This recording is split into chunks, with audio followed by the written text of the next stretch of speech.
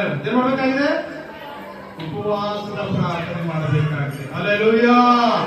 ದೇವರ ವಾಕ್ಯದಲ್ಲಿ ನಾವು ನೋಡ್ತೀವಿ ಅಂದ್ರೆ ಯೇಸು ಸ್ವಾಮಿ 40 ದಿವಸ ಅಡವಿಯಲ್ಲಿ ಉಪವಾಸದ ಒಂದು ಪ್ರಾರ್ಥನೆ ಮಾಡಿದ್ದಾನೆ. ಹೀಗೆ ನಾವು ನೋಡ್ತೀವಿ ದೇವರ ವಾಕ್ಯ ಭಾಗದಲ್ಲಿ ಲೂಕನ ಬರೆದ ಸುವಾರ್ತೆಯಲ್ಲಿ 6ನೇ ಅಧ್ಯಾಯ 12ನೇ ವಚನ ನೋಡ್ರಿ. ಲೂಕನ ಬರೆದ ಸುವಾರ್ತೆ 6ನೇ ಅಧ್ಯಾಯ 12ನೇ ವಚನ. ಆ ದಿವಸಗಳಲ್ಲಿ ಆತನು ಪ್ರಾರ್ಥನೆ ಮಾಡುವುದಕ್ಕಾಗಿ ಬೆಟ್ಟಕ್ಕೆ ಹೋಗಿ ರಾತ್ರಿಯನ್ನೆಲ್ಲ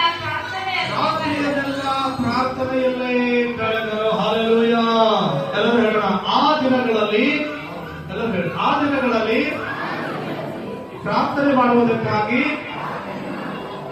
ಬೆಟ್ಟಕ್ಕೆ ಹೋಗಿ ಯೇಸು ರಾತ್ರಿಯೆಲ್ಲ ಪ್ರಾರ್ಥನೆಯಲ್ಲೇ ಕಳೆದನು. ಆಮೇಲೆ ಏನಂದ್ರಿ? ರಾತ್ರಿಯೆಲ್ಲ ಪ್ರಾರ್ಥನೆಯಲ್ಲೇ ಕಳೆದನು. ನೀವು ಆಲೋಚನೆ ಮಾಡ್ಕೊಳ್ರಿ, ನೀವೆಷ್ಟು ತಾಸು ಪ್ರಾರ್ಥನೆ ಮಾಡಿ ಅಂತ ನಾನು ನಿಮಗೆ ಕೇಳಲ್ಲ, ನಿಮಗೂ ಗೊತ್ತಲ್ಲ.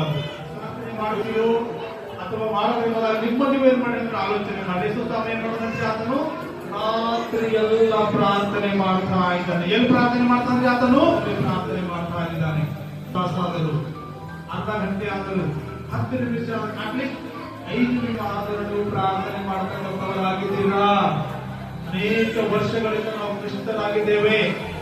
ಅನೇಕ ವರ್ಷಗಳಿಂದ ನಮಗೆ ಬೈಬಲ್ ಗ್ರಂಥದ ಪರಿಚಯ, ಅನೇಕ ವರ್ಷಗಳಿಂದ ನಾವು ಹಾಡುಗಳನ್ನು ಹಾಡ್ತಾ ಇದ್ದೇವೆ. 5 ನಿಮಿಷ ನೀವು ಪ್ರಾರ್ಥನೆ ಮಾಡುತ್ತೀರಾ? ಆಲೋಚನೆ ಮಾಡಿ.